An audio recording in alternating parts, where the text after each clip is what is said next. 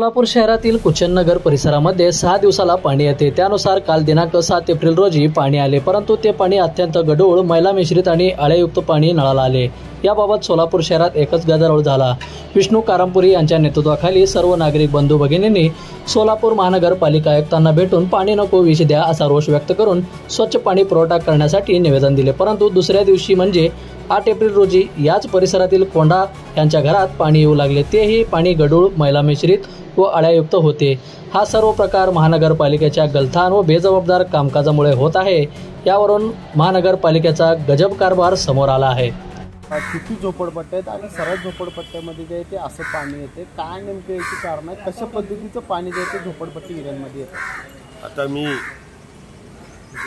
मी सोलापूर, माझे सोलापूर सामाजिक संस्थेच्या वतीने 1.5 महिनाभरात 177 झोपडपट्ट्या जनसंपर्क दौरा काढले।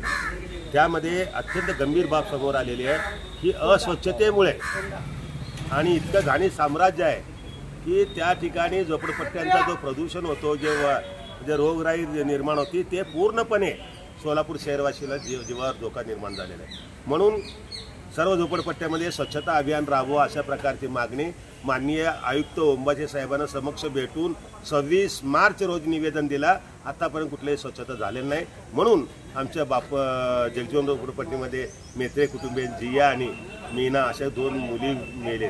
आता अचानकपणे काल पाणी अशा प्रकारचं आला की ते 4 दिवसांनी हॉस्पिटलमध्ये मेले, पण आत्ताच्या आता मरणासाठी येते, काळं पाणी येते, कशा पद्धतीने नियोजन करते महानगरपालिका?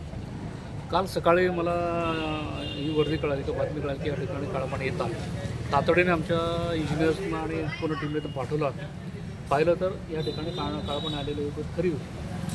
त्या अनुषंगाने जे काय अव्यवस्था जे काय तपासणी आहेत त्या मी सध्या कालपासून सुरू केलेल्या आहे। त्याच्यामध्ये बघितलं मी जागेवरून, काल देखील पाहिलं, आता देखील पाहतोय की ही जी पाईपलाईन आहे की काही दिवसापूर्वीच आपण क्लिअर करून या ठिकाणी पाण्याचे प्रेशर वाढून पाणी सुरळीत केलेलं होतं। परंतु जर ज्या ठिकाणी काही प्रॉपर्टी चेंबर जवळ असतील किंवा एखादं जुनं पाण्याचं कनेक्शन जर समजा लीक झालं असेल त्याच्यामधून हे घाण पाणी निघायचं निरीक्षण आलेलं आहे। ते देखील आम्ही त्याच्या उपाययोजना करून ते देखील आम्ही तातडीने करण्यात येतं। कशामुळे हे पाणी असं घाण पाणी येतं, वापरता घाण पाणी येतं म्हणजे बऱ्याचशा लोकांचे जे कनेक्शन असतात ते जुने कनेक्शन असतात, ते GI असल्यामुळे ते गंजतात, ते गंजल्यानंतर त्यातनं घाण पाणी येऊ शकतं। म्हणजे महानगरपालिका त्याबाबतीत काय पावलं उचलते? निश्चित महानगरपालिका अत्यंत आग्रही आहे, अत्यंत संवेदनशील आहे। अशा कुठल्याही घटना घडली तातडीने यंत्रणा जागेवर पोचते, कारवाई करते। असं असलं तरी कुठेतरी 2 मुलींचा मृत्यू होतो, त्यानंतर महानगरपालिकेकडून ज्या गोष्टी आहेत त्या पुढे येतात। प्रत्येक शहरात अनेक ठिकाणी अशाच पद्धतीची घटना नाही, जी घटना घडली, दुर्दैवी घटना घडली, तरी देखील आमचे आरोग्य अधिकारी हे त्या ठिकाणी कार्यरत आहेत। त्यांनी देखील ते डेंग्यूमुळे झाला असं त्यांनी जाहीर केलेलंच आहे, परंतु घाण पाण्यामुळं हे मृत्यू झाला असं नाही। सर्वेक्षण तर आला आहे की 183 जणांना जे काय पाणी आहे त्याचं पण उलट्या जुलाबाचा पण त्रास होतोय।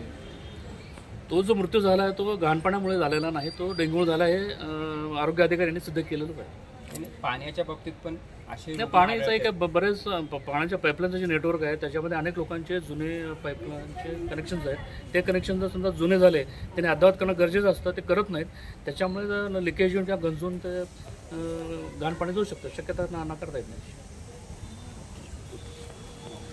बंधुप्रेम न्यूज चॅनलला लाईक, सबस्क्राईब व बेल आयकॉन दाबायला विसरू नका। धन्यवाद।